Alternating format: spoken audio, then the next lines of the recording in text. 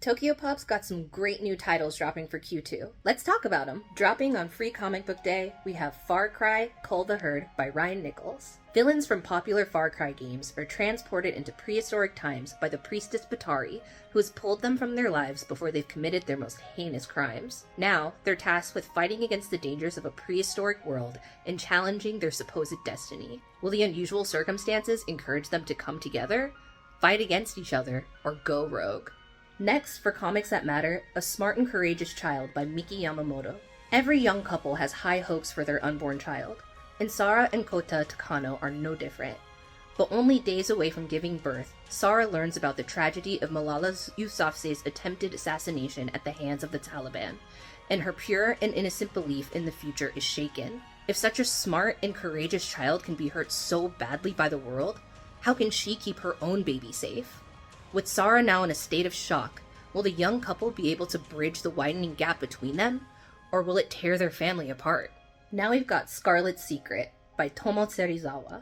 With his crimson eyes and uncanny ability to predict the weather, Shiki has always been the odd child out in his village. Despite his quirks, he's cherished by the village chieftain's impetuous son, Yamato, and they grow up together as the dearest of friends. But when the shamaness Himiko, ruler of Yamatai, selects Shiki as a ritual sacrifice, the two are torn apart. Yamato spends years searching in vain hope for any sign of Shiki, only to find him alive and well, at the center of Himiko's court?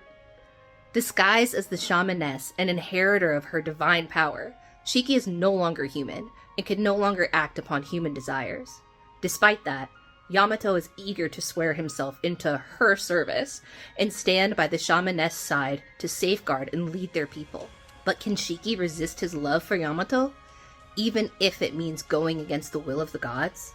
Next up, there's A Beast Descent into Love by Rui Asajima. After sneaking into a black market auction, the thief Kalim accidentally steals one of the most highly priced goods, a beautiful demi-human with beast ears and a tail named Asena. Now, Kalim must take responsibility and shelter Asena in his home for 1 month until the ship that can take him back to his homelands arrives. Asena, who despises humans for the way they've subjugated demi-humans, treats Kalim coldly at first, but then something Kalim never could have expected happens.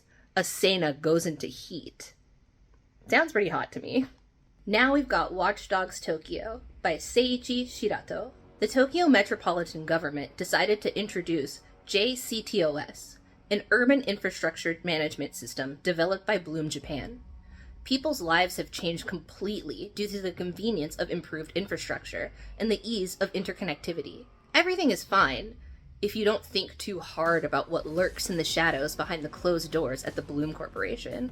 There's a couple of corporations that I could think of that are pretty similar to that one. Sounds very relatable. Next up, we've got A Beast's Love is Like the Moon by Guri Nojiro. Tired of the fast-paced city life, Izuki has agreed to take care of his uncle's house in the mountains, which are said to be visited by yokai. Izuki, dismissive of superstition, goes exploring, only to be attacked by yokai in the woods. He's saved by a beautiful man named Haku, who claims to be the incarnation of the Kaimanu guardian dog. He pledges himself to Izuki and begs him to be his master. Izuki refuses at first, wanting to return to the city as quickly as possible, but it's swayed by Haku's lonely eyes and brings him back to the house.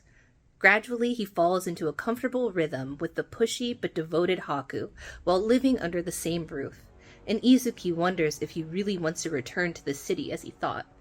However, Haku harbors a secret that could put Izuki's life at risk. Will Izuki and Haku come together in the end, or will Haku succumb to the loneliness that he's held at bay for centuries? Oh man. Mountain house? Yokai boyfriend? I don't know. Sounds like an ideal situation. Excited to see how that one goes. Next up, we're looking at This Reincarnated Cross-Dressing Princess Won't Be Looking for a Fiancé by Akino Shiina. One day, Princess Alicia, who cross-dresses to attend the male-only magic academy, naturally, realizes that the world she's currently in is the setting of the BL novel she was reading in her previous life. Her purpose at the academy is to get married to one of the candidates her mother has prepared for her so that she can avoid a political arranged marriage. However, all the candidates are members of the novel's protagonist's harem. Close to giving up hope, she's spotted by a man she'd never heard of. A new character in the story. The handsome summoner, Lucius, demands her hand, and before she knew it, Alicia was falling for him. So basically, everybody's BL fantasy to be in the novel that you're reading. Next, we're going to be looking at The Man Who Shattered My World by Osamu Moriya. Tachibana is a handsome top who exclusively has no strings attached sex with slender, pretty men. Who doesn't? When he picks up the brawny, confident Kuzumi on a whim, he doesn't expect to be much different. Except Kuzumi flips the script on him, telling Tachibana, "I love turning men like you into my little bitch." Kuzumi is merciless in his attentions, and Tachibana finds himself helpless to resist. In one night, everything Tachibana thought he knew about sex and desire gets turned on its head, and he finds himself coming back for more. But can he trust Kuzumi with more than just his body? Or will he be discarded by another man as soon as he gets bored? Been there. Next up, The Genius Puppeteer Loves the Holy Knight Fiercely by Hataba Kogarashi. As a high-ranking general captured after the end of the war, the Holy Knight Gilbert braces for execution when at the last moment his life is saved by Chris, the enemy nation's master artificer and puppeteer, an arrogant, wickedly playful man who surrounds himself only with dolls of his own making.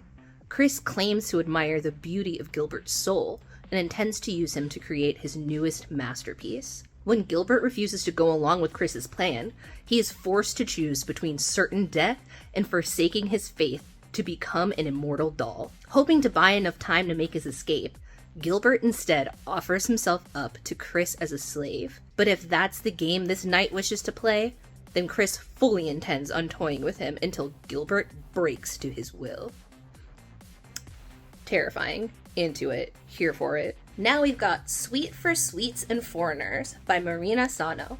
Amy Sato works for Kolbara, a company that specializes in sweets. While she may be good at sales, her confidence in pretty much everything else is low, which is why she hasn't even thought about dating since college. Instead, she fills up her imagination with romantic scenes from shoujo manga. When she meets Alain Giraud, a handsome older Frenchman in charge of a new project she's assigned to work on, she begins to struggle to keep that romantic imagination in check, especially with Alain being so overly friendly. Amy keeps reminding herself that it's just because he's French, but will she be able to resist his romantic charm? Why would you want to? Go for it, girl. Up next, we got a Disney manga. Descendants, Mal's Royal Challenge by Jason Mule. Opening the bridge between Auradon and the Isle was the easy part. Bringing two desperate cultures together will be the real challenge that Mal must face. Realizing that she needs help, Mal brings on as consuls the two people who best personify their respective homes. Audrey for Auradon, and Uma for the Isle of the Lost. They're charged with helping Mal introduce their own cultures to a whole new audience. But how? As far as Mal sees it, they can only really truly understand the issues that the people of Auradon and the Isle of Lost will face by first experiencing it for themselves, which means that Audrey will need to live a day in Uma's life on the Isle, and Uma in Audrey's shoes in Auradon.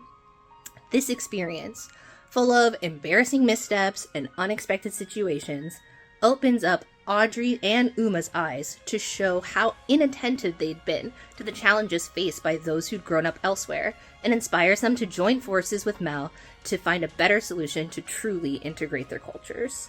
And finally, we've got Wild Beast Forest House by Irma R. Wild Beast is the only place in the forest where wild animals can rest under the promise of not hurting each other. When the owner, a wolf called Ragnar, receives the unexpected visit of Yule, a domestic cat, he foresees the boys going to bring him trouble. But maybe something else too? What could it be? Get your tickets for Anime Expo now, because we're going to have an amazing booth and we can't wait to see you. Stay tuned for our big announcement about San Diego Comic-Con and all of our exclusives. From Disney Manga, Nightmare Before Christmas, Battle for Pumpkin King is on sale now. At TOKYOPOP.com, you can pre-order any book 60 days in advance. And when you spend more than $50, you get free shipping nationwide in the domestic US. Make sure you sign up for our newsletter. That's where the big discounts are. Are you following us on every social media? Because we're probably there.